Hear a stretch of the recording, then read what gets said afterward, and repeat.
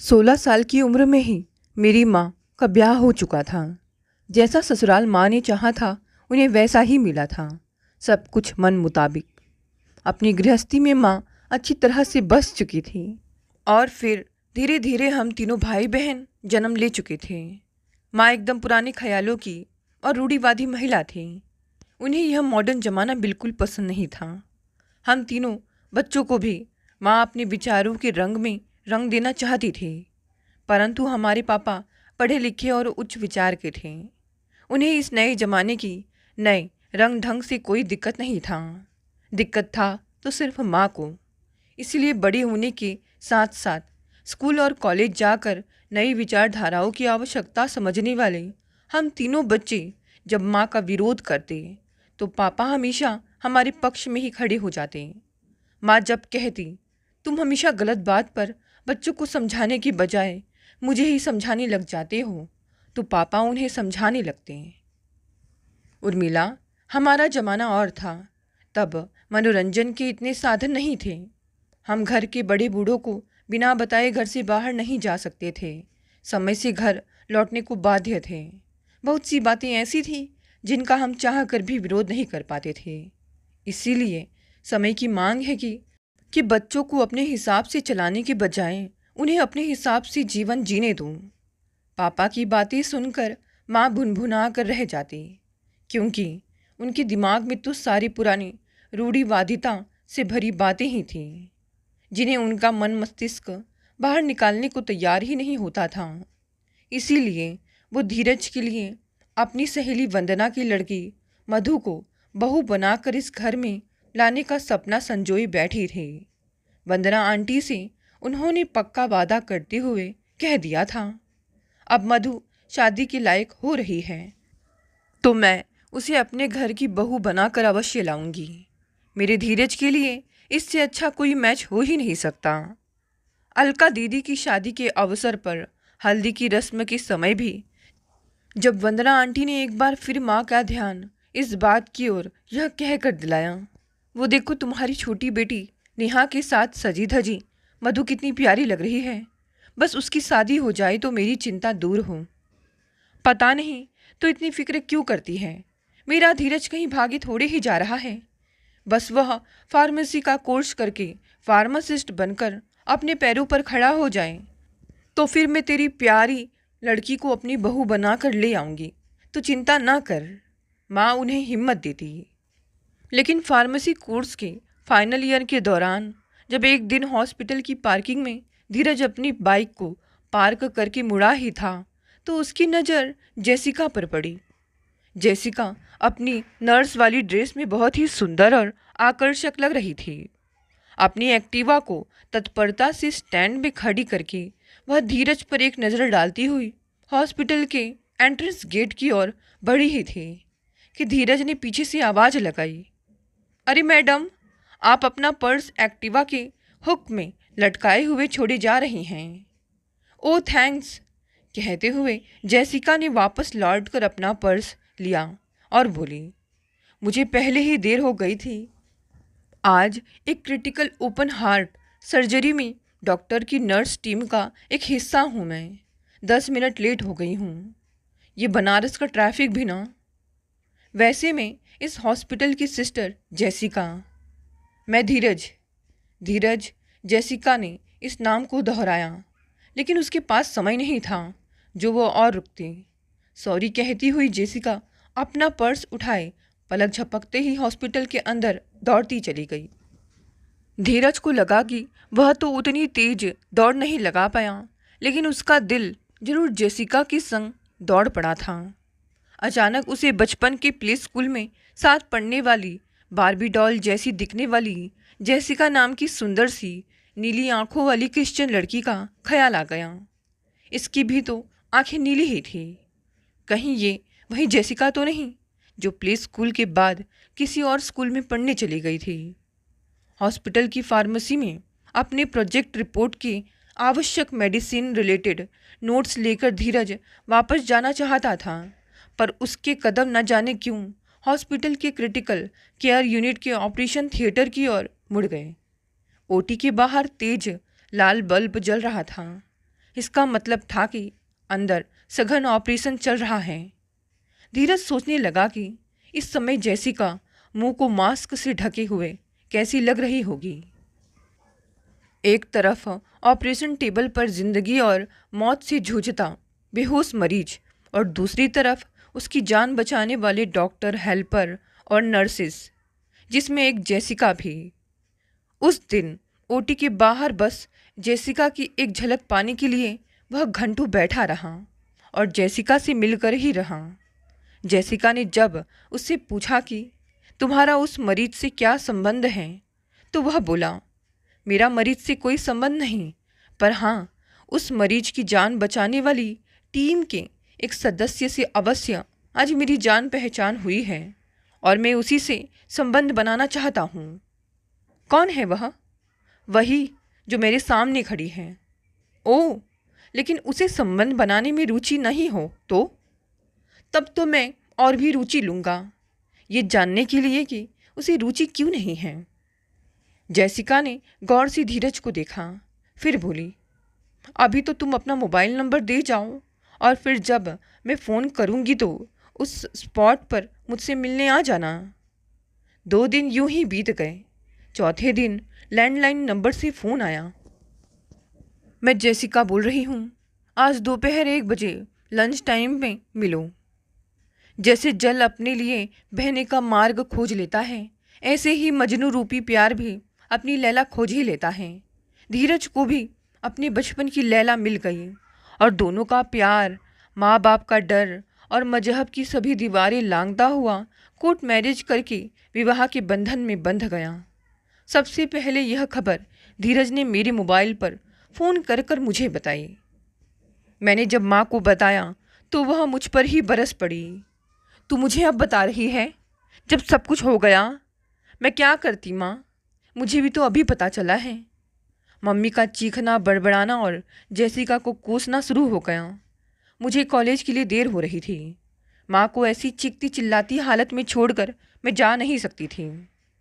मुझे पता था कि वो अलका दीदी की शादी के समय से ही हार्ट की मरीज हैं और पापा तब से ही हमें समझाते आ रहे हैं कि तुम सब ऐसा कुछ नहीं किया करो कि माँ के दिल पर असर पड़े। मैंने पापा को फ़ोन कर सारी बात बताई और कहा, पापा, मेरा कॉलेज जाना बेहद ज़रूरी है, आप जितनी जल्दी हो सके घर आ जाओ। मेरी बात सुनते ही पापा बोले, तो चिंता ना कर, मैं शीघ्र ही घर पहुंचता हूँ। तब तक तू उन्हें ढंग से बैठाकर पानी पिला दे और टैबलेट उनके मुंह की जीभ के नीचे रख दे। बड़ी मुश्किल से टैबलेट माँ की जीभ के नीचे रख पाई। हालांकि मेरा समझाना व्यर्थ ही था, परंतु मैं उन्हें संभाले रही। फिर पापा के आते ही मैं कॉलेज के लिए घर से निकल गई। मैं रास्ते भर इसी सोच में डूबी रही कि कैसे अपने और मोहित के प्यार को सहेज पाऊंगी। मैं भी तो एकांत पलों में बनारस के पार्क में उसके साथ जीने मरने की कस्में खा चुकी हूँ। बनारस का ये पार्क मोहित को पसंद था, अब मुझे भी पसंद आने लगा था, क्योंकि अपने प्यार का इजहार करने वह मुझे पहली बार यही लाया था। बचपन में उसके पापा कर्नल अविनाश अपनी वाइफ और नन्हे मोहित को इसी पार्क में साथ लेकर अक्सर घूमने ले आते थे। कश्मीर पोस्टिंग के दौरान उसके पापा आतंकियों द्वारा किए गए एक हमले में शहीद हो गए थे और तब मोहित की माँ सरला भी अपने इकलौते बेटे मोहित को लेकर इसी पार्क में आकर एक अजीब सा सुकून महसूस करती थी। मोहित अक्सर इस पार्क में मुझे किसी पेड़ के सहारे टिकाकर बैठा देता, फिर मेरी गोद में अपना सिर रखकर लेटते हुए कहता, नेहा, अपने प्रिय साथी को खोने के बाद कितना अकेला रह जाता है इंसान। उसका इशारा अपनी माँ की तरफ रहता था। इस पर मैं अपनी उंगलियाँ उसके घुंघराले घने बालों में फंसाकर सहलाने लगती और कहती, ये तो जीवन और नियति का खेल है। समय कुछ छीनता है तो बहुत कुछ देता भी है। हमारे दिन एक दूसरे को समझते हुए ऐसे ही बीत रहे थे, लेकिन आज कॉलेज आने के बाद पूरा दिन भैया और माँ के बारे में सोचते हुए ही बीत गया। मुझे पता था कि मोहित आज क्लास नहीं अटेंड कर पाएगा, क्योंकि उसे आज माँ को लेकर रेगुलर चेकअप के लिए मिलिट्री हॉस्पिटल में ले जाना था। कॉलेज में मेरा बिल्कुल भी मन नहीं लगा। प्री एग्ज़ाम प्रिपरेशन पीरियड्स चल रहे थे, इसीलिए अटेंड करना बहुत ज़रूरी था। इसीलिए और भी कि मोहित आज एब्सेंट था। शाम को कॉलेज से जब मैं घर पहुंची तो घर में काफ़ी हंगामा मचा हुआ था। मैंने घर में प्रवेश करने के साथ ही भाई को कहते सुना, माँ तुम मुझे कितना ही मार लो पर मैं अलका दीदी की तरह कमज़ोर नहीं हूँ। मैंने जैसिका से कोर्ट में शादी कर ली है, तुम्हें उसे बहू के रूप में स्वीकार करना ही होगा। गुस्से के मारे माँ शायद भैया के गालों पर कई चांटें जड़ चुकी थी। पापा उन्हें संभालने में जुटे हुए थे। क्या कहा तूने? एक तो गलत काम किया, मुझे बताए बिना एक ईसाई लड़की से शादी कर ली। मैंने तेरे लिए कितनी सुशील लड़की ढूंढ रखी थी, लेकिन जिसे आप मेरे गले मर देना चाहती थी वह तो मुझे बचपन से ही नापसंद। भैया चुप ना हुआ तो मम्मी फिर आप ही से बाहर हो गई। वे चीख पड़ी, तुझे अपनी करनी है तो इसी समय निकल जाए इस घर से। अपने जीते जी मैं तेरी चहेती के कदम कभी इस घर में नहीं पड़ने दूंगी। कहते हुए माँ का हाथ एक बार फिर भैया के ऊपर उठ गया और संभव था कि वो एक चांटा और जड़ देती, लेकिन पापा ने बीच में ही उनका हाथ रोक कर कस के डांटा, स्टॉप इट, पागल हो गई हो क्या? इतने बड़े लड़के पर हाथ उठाए चली जा रही हो जिसे वो चाहता ही नहीं, उससे वो कैसे शादी कर ले? रही मधु की बात तो उसे कोई दूसरा लड़का मिल ही जाएगा। अच्छा, और वंदना से किए मेरे वादे का क्या होगा? तुम्हें अपनी सहेली से ऐसा वादा करना ही नहीं चाहिए था। अच्छा, तो तुम भी अपनी लड़की को समझाने की बजाय मुझे समझाने। उर्मिला, तुम शायद भूल रही हो कि थायराइड और डायबिटीज़ की दवाओं के साथ साथ तुम्हें हार्ट की भी परेशानी है। तुम्हारा इतना गुस्सा करना ठीक नहीं है। चलो अपने कमरे में चलो, कहकर पापा माँ को संभालते हुए अपने कमरे में ले गए। उनके कमरे में जाते ही भैया ने ऊपर अपने कमरे में जाकर पिट्ठू बैग उठाया और बाहर खड़ी अपनी बाइक लेकर तुरंत कहीं निकल गया। मैं जब तक उसे रोकती, पापा ने मुझे आवाज़ देकर कमरे में बुला लिया। माँ के सीने में बाईं तरफ तेज दर्द उठने लगा था और वे अपनी छाती पर हाथ रखे जोर से कराह रही थी। मैं पास पहुंची तो पापा ने मुझे माँ के पास बिठाया और बताया, तेरी माँ को माइनर हार्ट अटैक पड़ा है, अभी तो आराम करने देते हैं। नींद आ गई तो ठीक, नहीं तो रात में ही हॉस्पिटल ले जाना पड़ेगा।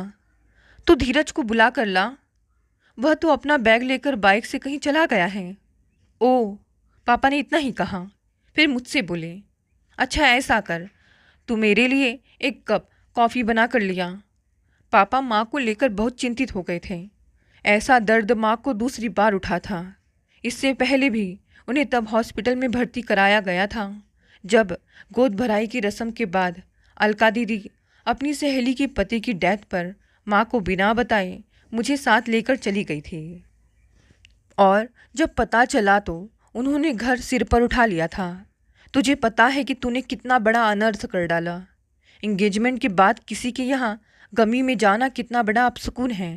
शादी टूट सकती है। माँ, मुझे तुम्हारी ये दकियानुसी बातें बिल्कुल पसंद नहीं हैं। बस दीदी का इतना कहना था कि मम्मी आँख बबूला हो उठी। बड़ी जबान चलने लगी है तेरी। इसमें जबान चलाने जैसा क्या है माँ? किसी के दुख में शरीक होने से ऐसा कुछ नहीं होता। ये तर्क वितर्क माँ को बर्दाश्त नहीं हुआ और अपने स्वभाव के कारण वे इतना चिल्लाई कि बीपी हाई होने के साथ ही दिल का दौरा पड़ गया। यहाँ तक कि उन्हें हॉस्पिटल में भर्ती कराना पड़ा। तब पापा ने हमें समझाया था कि तुम दोनों अपनी माँ से ज़्यादा उलझा मत करो, उनका पूरा ख्याल रखा करो। तब से हम भी उनसे बहस ना करके उनकी हर बात मान लेते, उन्हें खुश रखने का प्रयास करते। लेकिन माँ न जाने किस मिट्टी की बनी थी। यदि उनके मन की बात ना पूरी हो तो वे हमारी तुरंत क्लास ले डालती। फिर ये भी नहीं दिखती कि हम कॉलेज से थके आ रहे अभी ही लौटे हैं या भैया अपने एग्ज़ाम की तैयारी में जुटा है। बस उनके मुंह से निकली बात पूरी होनी चाहिए। अभी कुछ महीने पहले की ही बात है। भैया अपना फार्मेसी का दूसरा पेपर देकर घर में घुसा ही था कि माँ उसे स्टील का बड़ा सा कटोरदान पकड़ाती हुई बोली, तो कपड़े बाद में बदलना, पहले ये गाजर का हलवा वंदना आंटी को दे आ। मैंने खूब मेवे डालकर बनाया है, मधु को भी मेरे हाथ का बना हलवा बहुत पसंद है, लेकिन भैया ने साफ मना कर दिया। माँ, मैं अभी नहीं जा सकता। कल सवेरे मेरा इम्पोर्टेंट पेपर है, मुझे उसकी तैयारी करनी है। तैयारी की पूरी रात पड़ी है? माँ कुछ आगे बोलती, भैया ने साफ मना कर दिया। माँ, मैं कई बार कह चुका हूँ कि मुझे वंदना आंटी के यहाँ जाना बिल्कुल भी पसंद नहीं है, मैं वहाँ नहीं जाऊँगा। कहकर भैया तेजी से सीढ़ियाँ चढ़ता हुआ ऊपर अपने कमरे में चला गया। उसके बाद तो माँ को संभालना मेरे लिए मुश्किल हो गया। वह तो अच्छा हुआ कि उस दिन पापा कॉलेज से थोड़ा जल्दी आ गए थे और तुरंत ही परिस्थिति समझते हुए अपने साथ कार में बैठाकर माँ को वंदना आंटी से मिलाने ले गए। कई दिन से वे उनसे मिलनी भी नहीं थी और अपनी गोरी, गुदगारी और गुचमा होने वाली बहू को भी नहीं देखा था। घर में ऐसा तनाव मैं बचपन से ही देखती आ रही थी, पर आज 25 साल के भैया पर माँ का यूँ हाथ उठाना मुझे किसी तरह से भी उचित नहीं लगा था। सोचने लगी, क्या मैच्योर बच्चों को जीवन साथी चुनने का अधिकार नहीं मिलना चाहिए? इस मामले में मुझे पापा के विचार बचपन से ही पसंद आते थे।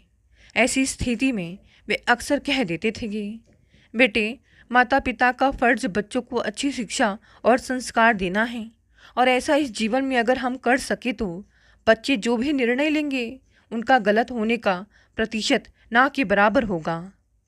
अलका दीदी ने शादी से पहले जब पापा से कहा था कि पापा, आप कोई और रिश्ता देख लो, मुझे तो ये लड़के वाले बड़े मंगतू लग रहे हैं। पहले ही इतनी डिमांड उन्होंने पूरी करवा ली है, अब कार भी मांग रहे हैं। तो पापा बोल पड़े थे, तो बात तो सही कह रही है, अभी भी कुछ बिगड़ा नहीं है, उन्हें मना किया जा सकता है। तभी माँ चीख पड़ी थी, जब मैंने लड़का पसंद कर लिया है और लड़के के साथ समधन ने भी अलका को पसंद कर लिया है, मैं इस रिश्ते को हाथ से जाने नहीं दूंगी। अलका की शादी इसी लड़के से होगी। रही कार की बात, तो क्या उसका इंतज़ाम हम नहीं कर सकते? अरे, शादी के बाद मेरी लाडली ही तो उसमें बैठ कर घूमेगी।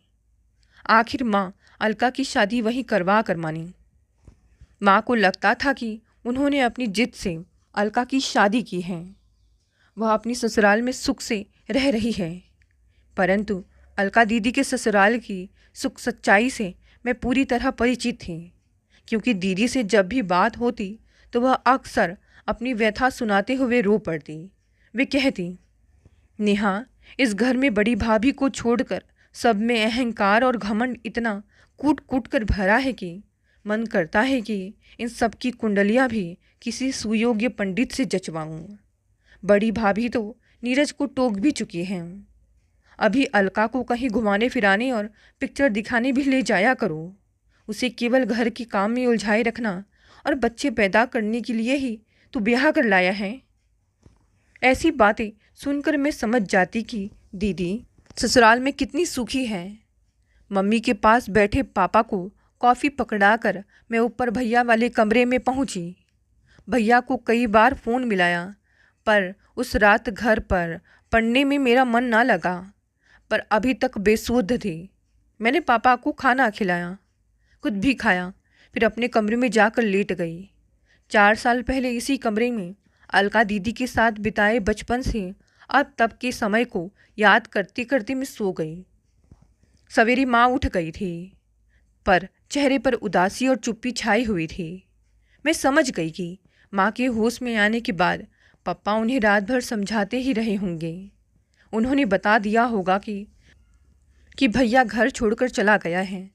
मुझे पता था ऐसी स्थिति में माँ को समझाने में पापा अकेले ही सक्षम थे। उस दिन सवेरी चाय नाश्ता और खाना मैंने ही बनाया।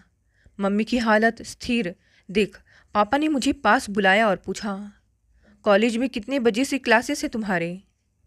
आजकल फाइनल एग्ज़ाम प्रिपरेशन स्टडी चल रही है, थोड़ी देर से जाऊंगी। कोई ज़रूरत हो तो ना जाऊं? नहीं, तुम्हें जब भी जाना हो तो चली जाना। मैं बैंक जाना चाह रहा था। तो हो आइए ना आप, पास में ही तो है बैंक की ब्रांच। मैं तब तक माँ की देखभाल कर लूँगी। पापा बैंक चले गए। जब लौटे तो मैं ऊपर भैया वाले कमरे के अटैच्ड बाथरूम में नहाई धोई। कॉलेज जाने वाले कपड़े पहनकर तैयार हुई। वहीं से मैंने मोहित को फ़ोन लगाकर पूछा, आज तो कॉलेज आ रहे हो ना? हाँ।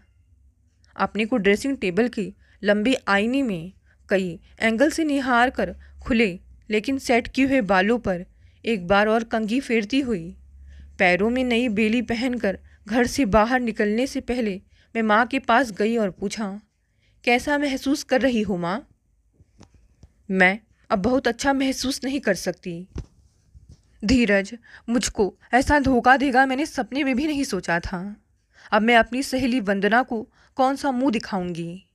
मैंने कुछ भी बोलना उचित ना समझा। मैं वहाँ चुपचाप खड़ी रही, लेकिन माँ बड़बड़ाती रही। वो ईसाई लड़की इतनी अपनी हो गई कि माँ को छोड़कर चला गया। अब वो उसे लेकर आया भी तो मैं उसे घर में घुसने नहीं दूंगी, रहे उसी के साथ कहीं भी। मुझे लगा कि मैं जितनी देर भी माँ के सामने रहूंगी वे इसी तरह की बातें करती रहेंगी। इसीलिए माँ के पास से उठ गई। तभी पापा कमरे में माँ के पास आकर बैठ गए। मैंने कहा कि पापा, मैं निकलती हूँ कॉलेज के लिए। अपना कॉलेज बैग लिए मैं बस स्टैंड पहुँची। मोहित अपनी बाइक पर बैठा मेरा ही इंतज़ार कर रहा था। कॉलेज पहुँचने तक मैंने कल का सारा किस्सा मोहित को बता दिया। पूरा किस्सा सुनकर वह बोला, तुम्हारे भैया ने स्टेप तो सही लिया है, परंतु उसे माँ को विश्वास में लेना चाहिए था। तुम माँ से अभी मिले नहीं हो। वे कभी भी ये शादी नहीं होने देती। वे तो अपनी सहेली की गोद ली हुई बच्ची मधु को अपनी बहू बनाना चाहती थी। अपनी सहेली से उन्होंने वादा भी कर लिया था। कॉलेज की साइकिल स्टैंड पर बाइक को खड़ी कर मोहित के साथ क्लासरूम की तरफ कदम बढ़ाकर साथ चलते हुए मैंने उसकी हथेली को अपनी हथेलियों की उंगलियों में फंसाकर कसकर दबा लिया। क्लासरूम में पहुंचकर हम हमेशा की तरह अगल बगल बैठ गए। हमारा तीसरा पीरियड ख़त्म ही हुआ था कि मेरे मोबाइल की रिंगटोन बज उठी। देखा तो पापा का फ़ोन था। पता नहीं क्यों मेरा दिल किसी आशंका से काँप उठा। मैंने तुरंत कॉल कनेक्ट की। पापा की आवाज़ थी, तो जल्दी से घर आ जा, तेरी माँ को फिर से अटैक पड़ा है, बेहोश हो गई हैं, लगता है उन्हें हॉस्पिटल ले जाना होगा। मैंने पूछा कि भैया उनसे मिलने आया था, तो वे बोले नहीं, वंदना अपनी लड़की को लेकर उनसे मिलने चली आई थी। जब उसे पता चला कि तेरी माँ को कल ही हार्ट अटैक पड़ा था तो मैंने बता दिया कि हमें अंधेरे में रखकर धीरज ने अपनी पसंद की लड़की से शादी कर ली है। इस पर वंदना ने तुम्हारी माँ को बहुत कुछ सुना डाला और बगैर कोई दया दिखाए वापस चली गई। उसके जाते ही तुम्हारी माँ को दौरा पड़ गया। तुम शीघ्र ही आ जाओ, उन्हें हॉस्पिटल ले जाना होगा। ठीक है पापा, मैं पहुँचती हूँ, कहकर जैसे ही मैं मोहित की तरफ मुड़ी और कुछ कहने जा ही रही थी तो वह बोला, नेहा, मैंने सब सुन लिया है, चलो मैं तुम्हारे साथ चलता हूँ। स्टैंड से अपनी बाइक उठाने के लिए मेरे साथ चलते हुए न जाने क्या सोचकर उसने मुझसे कहा, नेहा, तुम अपने भैया को फ़ोन लगाकर उन्हें इस स्थिति से अवगत कराने के बाद मेरी बात भी उनसे करवा दो। लेकिन मोहित, भैया तो तुम्हारे बारे में कुछ जानता ही नहीं है। नहीं जानता तो इसी बहाने आज परिचय हो जाएगा। तुम उसे फ़ोन तो करो। मैंने भैया को फ़ोन मिलाया। एक ही बार रिंगटोन बजने पर भैया ने फ़ोन उठा लिया। तुरंत पूछा, नेहा, माँ का गुस्सा शांत हुआ? नहीं, बल्कि गुस्सा करने से उन्हें कल रात हार्ट अटैक पड़ गया था और अभी अभी कॉलेज में मेरे पास पापा का फ़ोन आया था कि उन्हें फिर से अटैक पड़ा है और हॉस्पिटल में भर्ती कराना पड़ेगा। मेरा फ्रेंड मोहित अपनी बाइक से मुझे घर छोड़ने जा रहा है। वो तुमसे कुछ बात करना चाहता है, लो उससे बात करो, कहकर मैंने मोहित को मोबाइल पकड़ा दिया। मोहित ने कहा, धीरज भैया, माँ को इस हादसे से निकालने का एक ही तरीका है कि आप जिस हॉस्पिटल की फार्मेसी में काम करते हैं वहाँ से किसी अच्छे डॉक्टर और जेसिका भाभी को ले जाकर घर पर ही इलाज करवाएं। भले ही आप एम्बुलेंस लेते जाएं, पर यही अवसर है जब नर्स के रूप में माँ की सेवा करके वह उनका दिल जीत सकती हैं और आपको भी माफ़ कर सकती हैं। बाकी बातें आपसे घर पर मिलकर करते हैं। आप शीघ्र ही एम्बुलेंस, डॉक्टर और जेसिका भाभी को लेकर पहुंचिए। मैं नेहा को लेकर आपके घर आ रहा हूँ। हमारी बाइक और हॉस्पिटल की एम्बुलेंस लगभग साथ ही घर के बाहर रुकी। जेसिका और भैया उसमें से उतरकर माँ वाले कमरे में पहुँचे। माँ अपने कमरे में आंखें बंद कर दर्द से कराह रही थी। धीरज को देखकर पापा को बड़ी राहत मिली। पापा के पैरों में जैसे ही वह झुका तो नर्स की ड्रेस पहनी जेसिका भी पापा के पैर छूने बढ़ी। पापा समझ गए यही जेसिका है। इसी बीच डॉक्टर को लिए हुए मोहित माँ के पास पहुँच गया, जैसे उसकी खुद की माँ बीमार पड़ी हो। वह डॉक्टर से बोला, सर मुझे लगता है दिल से ज़्यादा माँ के मस्तिष्क को झटका लगा है। चिंता ज़्यादा करती हैं। वैसे तो आप डॉक्टर हैं, मुझसे ज़्यादा जानते हैं, परंतु ये दृष्टिकोण मैंने इसलिए आपके सामने रख दिया है कि यदि इन्हें हॉस्पिटल में एडमिट कराना बहुत ज़रूरी हो तभी कराया जाए। मोहित डॉक्टर से बात कर रहा था और डॉक्टर ने जेसिका की मदद लेते हुए माँ का चेकअप भी शुरू कर दिया। जेसिका को एक इंजेक्शन लगाने की हिदायत देते हुए अपनी पर्ची पर दवाएं लिखकर उन्होंने धीरज को एक पर्चा पकड़ाते हुए, मैं समझता हूँ कि फ़िलहाल इन्हें हॉस्पिटल में एडमिट कराने की ज़रूरत नहीं है, घर में रहते हुए भी ठीक हो सकती हैं, लेकिन इनको केयर की बहुत ज़रूरत है। Thank you doctor. पापा और भैया से पहले मोहित बोल पड़ा। जेसिका को बेहोश माँ के पास छोड़ धीरज डॉक्टर के साथ वापस हॉस्पिटल जाने लगा ताकि अपनी फार्मेसी से माँ को दी जाने वाली दवाएं और इंजेक्शन ले आए। तो मोहित भी साथ हो लिया। मैं जानती थी कि मोहित जब लौटेगा तो भैया उसका दोस्त बन चुका होगा। जेसिका बेहोश माँ के पास बैठकर कुछ देर तक उनके बालों पर हाथ फेरती रही। फिर ऑक्सीमीटर से ऑक्सीजन लेवल चेक करने के बाद टेम्परेचर और बीपी चेक करने में जुटी। तो पापा ने मुझे कमरे से बाहर लाते हुए बोला, ये मोहित तेरा क्लास फेलो है? हाँ। और तेरा बॉयफ्रेंड भी? मैंने पलकें नीचे कर ली। तुझे बहुत चाहता है? मैंने ज़मीन में आंखें गड़ाए हुए हाँ में गर्दन हिलाई। क्या करते हैं इसके फादर? मिलिट्री में थे, शहीद कर्नल अविनाश जी। और माँ हैं। तुम उनसे मिल चुकी हो? हाँ। ओह। वे कुछ सोचते रहे, फिर बोले, अभी समय है, पढ़ाई पूरी कर लो, उसकी नौकरी लगने दो। बस एक बात का ध्यान रखना कि चुपचाप शादी ना कर लेना, मुझे बता देना ज़रूर। पापा कहकर मैं उनके पैरों के पास बैठ गई। उन्होंने मुझे अपने दोनों हाथों से उठाया और फिर मेरे सिर पर हाथ फेरने लगे। कुछ देर बाद वे बोले, चलो तुम्हारी माँ के पास चलते हैं। अंदर जेसिका माँ के लिए ग्लूकोज की बोतल को टांगने के लिए उनके पलंग के पास डिप स्टैंड को सेट कर रही थी। मैंने पूछा, भाभी माँ ठीक तो हो जाएंगी? जेसिका मुस्कुराते हुए बोली, तुम्हारे मुंह से भाभी सुनकर बहुत अच्छा लगा। रही माँ के ठीक होने की बात, तो मैं हूँ ना, ठीक तो उन्हें होना ही पड़ेगा। कुछ ही देर बाद भैया और मोहित वापस आ गए। उनको देखकर ऐसा लग रहा था जैसे बरसों से उनकी प्रगाढ़ दोस्ती रही हो। मोहित अपने घर जाने से पहले पापा के पास आकर पैर छूने झुका तो पापा ने उसे बीच में ही रोककर गले से लगा लिया। वे बोले, तुम माँ को देखते आते रहना। मोहित जाने लगा तो मैं उसे बाहर गेट तक छोड़ने गई। चलते समय उसने फ्लाइंग किस मेरी तरफ उछाल दी और मैं उसे कैच करती हुई घर के भीतर आ गई और सीधे माँ और जेसिका के पास पहुँच गई। अगले 10 दिनों में जेसिका की स्नेह भरी प्यार और अपनत्व से भरी कुशल सेवा और पूरे डाइट प्लान का पालन कराने के साथ माँ के पूरे शरीर को रोज स्पंज के साथ साफ कर उन्हें पलंग पर बैठाकर अपने हाथों से खिलाना पिलाना माँ को भा गया। वे बोल पड़ी, बेटी तुम बहुत अच्छी हो, पर एक बात तो बताओ, क्या तुम्हें अपने घर की याद नहीं सताती? जो अपने ही घर में रह रहा हो उसे और किस घर की याद सताएगी? ये पापा की आवाज़ थी, जो अभी अभी धीरज को साथ लिए घर में घुसे थे। क्या मतलब? मतलब ये कि धीरज की पसंद की यही वो ईसाई लड़की है जो अब तुम्हारी बहू है, पापा ने कहा। तो माँ ने उसे गौर से देखा, फिर पास बुलाकर अपने पास बैठाते हुए सीने से लगा लिया। जेसिका भी माँ के आलिंगन में सिमट कर रह गई। उनके गले से लगकर जेसिका बोली, माँ की आगोश कैसी होती है आज पता चला। मुझे तो बचपन से अनाथालय से अडॉप्ट करके मिशनरी के एक परिवार ने गोद ले लिया था। माँ ने धीरज को भी पास बुलाकर अपने सीने के एक दूसरे हिस्से से लिपटा लिया और बोली, तूने जो किया अच्छा किया। मुझे किसी से भी इस तरह का वादा नहीं करना चाहिए था जैसे मैंने वंदना से कर लिया था।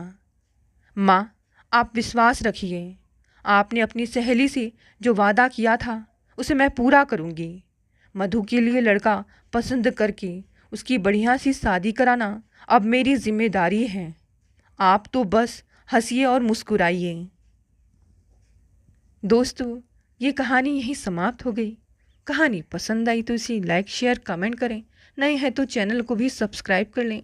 धन्यवाद दोस्तों, मिलते हैं अगली नई कहानी से।